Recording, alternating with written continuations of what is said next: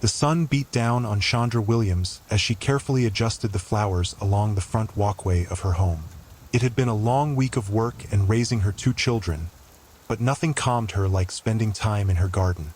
Her home in the Chesapeake Hills community had been a labor of love. She and her husband, David, had spent countless weekends landscaping, making their yard a reflection of the joy and pride they had in their home. But today, as she stood back to admire the vibrant blooms, something felt off. The neatly manicured lawns of her neighbors stretched out on either side, the uniformity almost suffocating. And then, she noticed it. A black SUV pulling slowly past her house, its tinted windows hiding the occupants inside. She didn't think much of it at first, but then, the car stopped in front of her home. The door opened and a figure emerged. It was Mr. Henson, the neighborhood's HOA president. He gave her a tight-lipped smile, but there was something cold in his eyes. "Morning, Mrs. Williams," Mr. Henson said, his tone polite but unyielding. "We need to talk about your landscaping." Shondra wiped her hands on her apron, an uneasy feeling creeping up her spine. "Is something wrong?" she asked, trying to mask the confusion in her voice. Her landscaping was always well within the HOA's rules. She had made sure of it. "It's not exactly up to code," Henson said, his eyes flicking to the carefully trimmed bushes and colorful flower beds. "The HOA guidelines are very clear. Everything needs to be uniform. Your choice of plants, well, they're a little outside of what we typically allow in the community." Shondra felt her stomach tighten. Uniform? The idea that a garden needed to be uniform had always felt ridiculous to her. She had spent years creating a space that reflected her heritage, her family's story, and her love for color and diversity in the garden. "I've been following the guidelines," Shondra replied, her voice steady but firm. "I've double-checked them, Mr. Henson. There's nothing wrong with my landscaping." Henson's lips thinned. "It's come to our attention that it doesn't comply with the approved standards. I'll be submitting a fine for this. I'd suggest you make the necessary adjustments to bring everything into line." Shondra's blood began to boil. A fine for something as simple as her garden? She could feel the weight of the discrimination in the air, the unspoken message that her choices, her culture, were somehow less than the white families in the neighborhood. Before she could respond, Henson turned on his heel and walked back to his SUV. He paused, looking over his shoulder as he reached for his door. "Expect the fine soon," he said, before driving off, leaving Shondra standing there, fists clenched in frustration. Shondra went inside, her mind racing. She knew this wasn't just about a garden. This was about something deeper, something personal.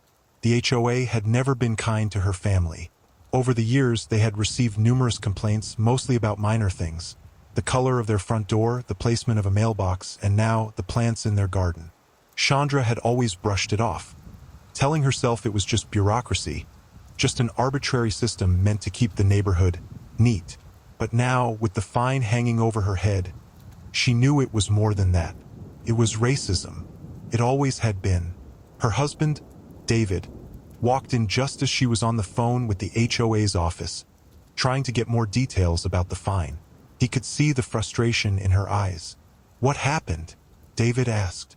"The HOA is fining us for our landscaping," Shondra said, her voice tinged with disbelief. "Mr. Henson just showed up and said it doesn't fit their guidelines. He's got no reason for it. Just the same old story. He's been trying to push us out since we moved here." David's face darkened. "We've been dealing with this for years. They think they can control us, but we're not backing down." Shondra shook her head. "We need to do something about this. I don't just want to pay the fine. I want to make a statement." David paused, his eyes narrowing. "What if we did more than just fight the fine?" The next day, Shondra and David made a call to their lawyer, setting the wheels in motion for a lawsuit. But they weren't just suing for the fine. They were suing for discrimination, for the systemic racism embedded in the HOA's practices. They had done their research and knew they weren't alone. This wasn't just about their garden. It was about years of discrimination against black homeowners in neighborhoods like theirs. But as they prepared for legal action, they decided to take another step, a a step that would shock everyone. 2 weeks later, the HOA held a board meeting. As usual, the room was filled with affluent white residents who considered themselves the gatekeepers of the neighborhood's culture. Shondra and David arrived early, dressed in their Sunday best. They were there to make their case. But what the HOA didn't know was that they were about to learn something that would change everything. The meeting started, and Henson stood at the front, his usual smug demeanor in place as he began discussing the agenda. Then Shondra and David stood up. "I'm sorry to interrupt," David said, his voice steady, "but we need to make a statement about the fine imposed on our family." Henson's eyes narrowed as Shondra stepped forward, a folder in her hand. "I'd like to formally contest this fine," she said, her voice calm but powerful. "But before we continue, I think it's important for all of you to know who you're dealing with."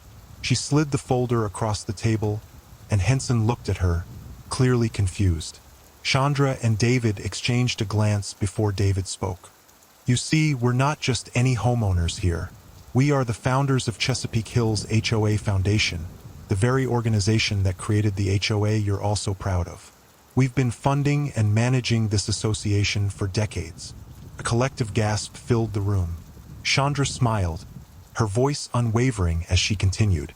"I'm sure you didn't realize that your precious HOA, the one that's been controlling every aspect of our lives here, was built on the backs of families like mine. My ancestors were some of the first property owners in this area. And this land? It's ours. It always has been." Henson's face drained of color as the room fell into stunned silence. "You've tried to shut us down, tried to push us out, for years," David said, his eyes blazing with quiet fury. "But today, we're not just fighting for our garden. We're fighting for our legacy." The shock from the HOA members was palpable. The revelation that Shondra and David were not just residents but the very founders of the HOA Foundation was a bombshell. As the meeting continued, the pressure mounted on Henson and the other members. Legal action was unavoidable. And just as the board began to process the enormity of the situation, Shondra and David dropped their final bomb. "We are withdrawing our support from the HOA, effective immediately," Shondra said, her eyes locking with each person in the room. "We are also renaming the foundation. The HOA will no longer operate under your control.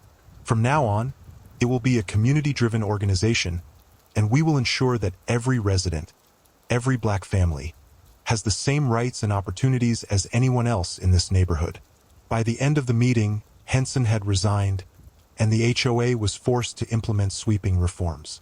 Shondra and David's legal action went on to dismantle the discriminatory practices in the HOA, with community control over future decisions. The HOA's power structure had been flipped on its head, and the neighborhood was forever changed.